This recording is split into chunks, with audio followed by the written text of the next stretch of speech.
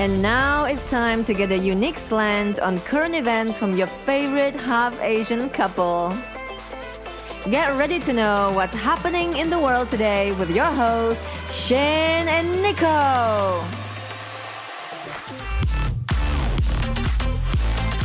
Hey. What's happening? I am Shaine. And I'm Nico. And we're going to be giving you a unique slant on the world today. Right? Are you, Obama? I'm going to be giving you a unique slant on the world today. Oh my god, stop. It's not really a unique slant, though, because we got a guest today. Oh, yeah. So we right. won't be talking much. Yeah. Well, I wasn't even talking almost at all. Yeah, so if you want to hear Nico talk, this is not the episode. Yeah, sorry about that. But yeah, so our guest today is TJ Roberts of the Liberty Institute of Freedom and Economics. Otherwise known as LIFE. That's right. And he wrote an article entitled Venezuela Needs to Sort Itself Without American Intervention. Basically, given the his opinion that America shouldn't be intervening in Venezuela's affairs. Because as some you have Yeah. Because as some of you may know, that's what I was trying to say, the Trump administration is they endorsed some other guy as president, Juan Guaido. As an interim president, right? Yeah, something like that. And the actual president, the elected president, I believe he's elected. I'm pretty sure he's elected. Yeah, Maduro. Yeah, Maduro. He's like, oh, hell no. I ain't doing that. I ain't leaving my post. So this whole thing's just kind of crazy and it's ridiculous. So we had TG on to kind of not only give his opinion on it, but kind of make sense of what's happening over there. Yeah, and break down the situation in a easy to understand way. Right. And so without any further delay, here's our guest, TJ Roberts. And before we get started, you can buy us a coffee at ko-fi.com/Hapu or on Patreon at patreon.com/Hapu. Or you can donate to our PayPal at paypal.me/Hapu. Or you can buy a t-shirt and other merchandise at teespring.com/stores/Hapu. You can also follow me on Twitter and Instagram at Petite Nikoko. And you can follow Shaine at Shaine Scalf.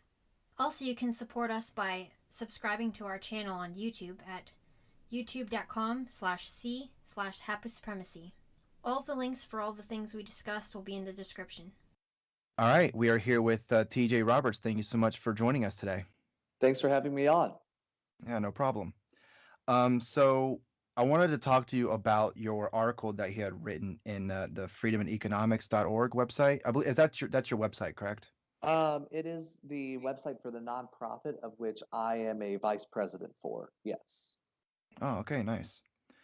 And I was actually forwarded this article by Scott Horton. So thank you so much, Scott, for this. So the whole article is basically talking about what's going on in Venezuela and the Trump administration and their whole intervention. But can you give us a little overview on your article and how you feel about it? Yeah, absolutely. So the title of the article is Venezuela Needs to Sort Itself Without American Intervention. So the case that I'm making is that it's a general case for sovereignty. It's that Venezuela has the right to rule itself, and any form of American intervention in this is unacceptable. It is America attempting to further build an empire, and ultimately that Venezuela does not need it. America doesn't need Venezuela. They don't need to intervene. And that Juan Guaido, the person that Donald Trump recognized as the president, doesn't really need the support of Donald Trump or of the United States of America for it. It's basically just a case for a non-interventionist foreign policy on behalf of the United States to return to what our foreign policy was in the beginning and what it ought to be right now. Now, some people would probably confuse non-intervention with isolationism because I see that all the time, and I'm sure you do too. Yes. So can you kind of tell us the difference between why it would be a non-interventionist policy that you're advocating as opposed to an isolationist policy? Well, sure. So we can look to the history of what isolationism was. Isolationism was a blatant hostility to other nations, to any form of engagement with them whatsoever. So isolationists don't support trade. I, however, believe in complete and total free trade. I believe that any individual has the right to trade with any other individual, regardless of where those two people live.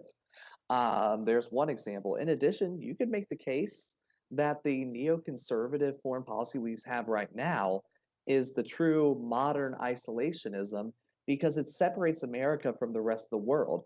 Because America is attempting to impose its will on the entire world. This is something that's morally unacceptable to a vast majority of the people in the world. This leads to America and Americans becoming pariahs in these societies. It's actually separating us from this. I actually just talked about that in article today about how sanctions truly are isolationist, even though these so-called advocates of globalization use these are advocates of sanctions all the time. However, we can see that what we allow for is we allow for good relations with different nations by respecting the sovereignty of individuals and by not pursuing an empire. So this is not isolationism in the slightest. In fact, I would argue that we would have a more globalized world. We would have a world that recognizes peace and voluntary interaction as its foundation, not isolation. Yeah, you mentioned your article about sanctions. The title of that article is Sanctions Contribute to the Collapse of the Dollar. So I'll go ahead and link that as well with the article that we're talking about as well. Um, so with sanctions and basically just like trade in general, it seems like the main reason, or at least one of the main reasons that they're doing this in Venezuela, and John Bolton just plainly said it on news, a couple days ago or whatever, basically saying we're there for the oil and, business, it's businesses looking at this like this is a big opportunity for us. And it's kind of weird that now it's just out there plain as day. Hey, we're there for the oil. They're not trying to hide it now. They're just out in the open. And I guess you can kind of say that's one of the things about having Donald Trump as president that people are now more willing to kind of just, well, I'm just going to say it because whatever, what I have to lose. Donald Trump's in the office, so who cares, right?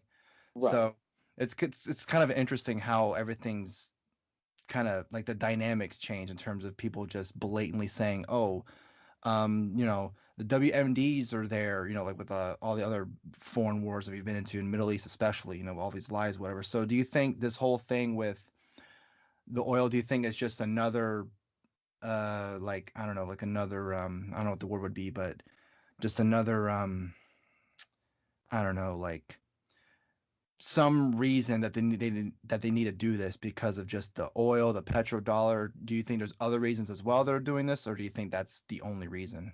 I think that's a big reason, and I think that's John Bolton's big reason, but I also do think that it is a power play. It's the United States attempting to make sure that they have a full global sphere of influence. Because if you look into what Venezuela has in terms of its relations, it's on relatively good relations with Russia right now. So Maduro and Putin have a relatively stable relationship. And that leads to some problems to say that they could argue that Russia's having influence within South America.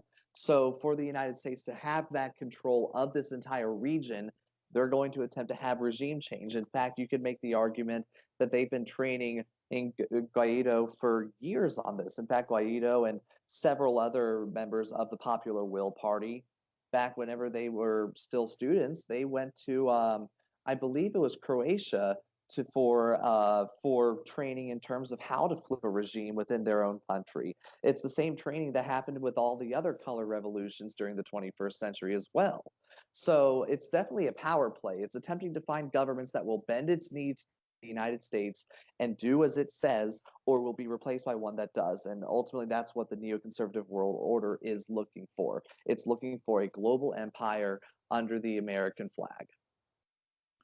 It's also weird too that with all this Russian collusion talk or whatever, how Donald Trump's a puppet of Putin and Russia, and yet this whole intervention in Venezuela is literally the opposite of what a puppet of Russia would be doing, because like you said, Russia and Venezuela, especially the leaders have, they have this good relationship, whatever, but he's doing this complete like opposite thing. So if he's a puppet of Vladimir Putin, Donald Trump's doing a very bad job of it. Oh, absolutely. He would be the worst puppet that Vladimir Putin has ever had. Let's think about all the times that he's imposed sanctions on Russia. Mhm. Let's talk about this incident right now, where there are Russian special forces on the ground in Venezuela right now, and yet America is still putting pressure on Maduro, has already frozen all assets and transferred them to Guaido. So it's very much showing that Donald Trump is not Putin's puppet. So can you kind of tell us a little bit about Maduro and who this guy is, because and how long he's been in power? Because some they hear the name Maduro or Guaido, they don't really know who Maduro is. So can I kind of give a little overview on who Maduro is? Yeah. So Maduro is Chavez's his successor. He was his Minister of Foreign Affairs from 2006 to 2013. He became vice president in 2012, and he ultimately became the president of Venezuela in 2013. So he's, of course, part of the United Socialist Party and was a member of the Fifth Republic movement. So he's your traditional Marxist, but let's take a look at like what Venezuela was before. Ultimately, there's never been a time in which Venezuela's oil wasn't owned by the Venezuelan government. It's always been that way. Chavez just had a different means of distribution, believed that this should come into it should be benefit all the people and not just the extremely wealthy. So Maduro largely continued that. However, Chavez and Maduro did more than just that. They heavily increased taxes. They confiscated land. They ultimately turned Venezuela into a socialist hellhole. And right now we have 1,000,000% inflation in Venezuela. We have a catastrophic hunger problem in Venezuela as well. We're having riots on the streets. We can talk about the legitimacy of these, but ultimately these aren't good people either. But however, I promise you that nothing good can come from American intervention. Now, Guaido is a member of the Popular Will Party, and what he is doing is he is attempting to take power through, I believe it's Article 23 of their constitution. I could be wrong about the specific number of it. However, what he is he's more of a social democrat. He believes in a market economy. He still believes that the government should own the oil. So is he better than the status quo? Yeah. Does he still have his problems? Absolutely. And those problems get even worse whenever you realize that he's probably working under the approval of the American CIA. So what would be the reason then that the Trump administration and the U.S. government in general are so behind Guaido? I would say it would be largely due to oil, as John Bolton said. So he still believes it should be nationalized. However, John Bolton has explicitly stated that he wants American investment in that region, while I don't believe Guaido has come in and explicitly said that he wants them to. It wouldn't surprise me in the slightest if he supports this. So it's ultimately that Guaido has been trained by Americans for regime change, and in addition to this, he has policies that align more with the American neoliberal world order, and also he is more than likely just going to do whatever America tells him to do. So in your article, you mentioned some U.S.-backed coups that in Chile and also in other South American countries like Brazil. Can you give us kind of like an overview of that? Because I don't think a lot of people know about that. Sure. So a few of them that I mentioned were, so in particular, the one that interests me the most is Argentina. The reason why I'm so interested in that one is I actually spent a month in Argentina looking at the political economy of it and how its dictatorship has still affected it. So let's talk about what happened in Argentina. They had a junta which ultimately killed 30,000 people simply for not supporting the dictatorship. That was from 1976 until 1983. This was under the direct advisement of Henry Kissinger. Chile was another one in which Salvador Allende was a democratically elected socialist leader. Augusto Pinochet invaded them, not invaded, but took over the government. And between his several decades long rule, He fundamentally altered the system and killed about 3,000 people. You have the United States that invaded Grenada in 1983. In addition, in addition, Brazil actually was under a blatantly fascist dictatorship under the U.S. that the U.S. most certainly propped up. The military dictatorship in Brazil started in 1964, by the way. So there's Jesus. some background on those. So the United States has a long history of supporting regime change in South America, and ultimately, the only people that suffer from it are the people of those South American countries. Democracy. Yeah. So it's weird that going back to Trump and how, during the campaign, a lot of the times he would be saying a lot of this anti-war stuff that a lot of presidential candidates, do say that usually end up winning, like Bush, but Bush and Obama before him. With Bush saying, humble foreign policy, and Obama, with all his anti-war rhetoric as well. But with Trump, it really seemed, because I guess he wasn't a politician or whatever, it seemed like maybe this was going to be the time that it was actually going to happen. I don't know if that was going to, if it was true or not or whatever, but just in terms of what he was saying, maybe it was going to happen this time. But it's just weird that, at least with this situation, it seems like he's getting I don't know about, I guess, the wrong information, because, John Bolton and a lot of his other security advisors are telling him we need to do this. But that there has to be something or someone that's telling him you need to do this, or something, because it's just weird that, with the whole Syria and Afghanistan, I want to get troops out of there because why are we there? But with Venezuela, maybe he's seen it as a business opportunity. So I'm kind of wondering, why you think he's going along with this plan. What you just said, that it's a business opportunity, is exactly what's happening here. Donald Trump wasn't a non-interventionist candidate. He explicitly stated that he was going to, quote, bomb the shit out of ISIS. Yeah. So there's something very, very clear. He's not a non-interventionist. However, if you want to find a person that has a similar foreign policy model to Donald Trump, it would be Andrew Jackson. Andrew Jackson was not against intervention. He was against intervention when he believed that America had nothing to gain from it. So, North Korea, Syria, ultimately, Donald Trump believes that America has nothing to gain by having a military presence in those areas. Same with Afghanistan, as the fact that we're cutting that in half right now. However, by Bolton's own words, Venezuela has oil, and that is quite the business opportunity. That's something that the United States can gain from. I don't agree with this foreign policy position, but it makes sense why he holds these beliefs, because at the core of it, he is a Jacksonian in terms of foreign policy. Yeah, that does make sense. And thinking about what you were just saying, yeah, he does say that a lot. If America doesn't have anything to gain from it, then why are we there? Like you were saying with North Korea and Syria and Afghanistan. So yeah, it does make sense. Right. There's a reason why America First was one of his mottos. Yeah, yeah.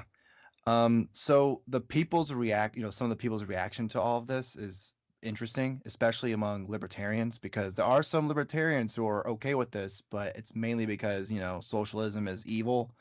So even with that said, because of course we do believe that socialism is evil, but even with that, who gives us the right to kind of force our hand upon people who may or may not want it, I mean, look at how it's going on in the Middle East. I mean, those countries still look like shit, so yeah, I mean, all the intervention we're doing over there is doing wonders for them. I mean, they keep saying that, especially with a lot of the neocons, why we should be there is because ISIS is going to continue growing.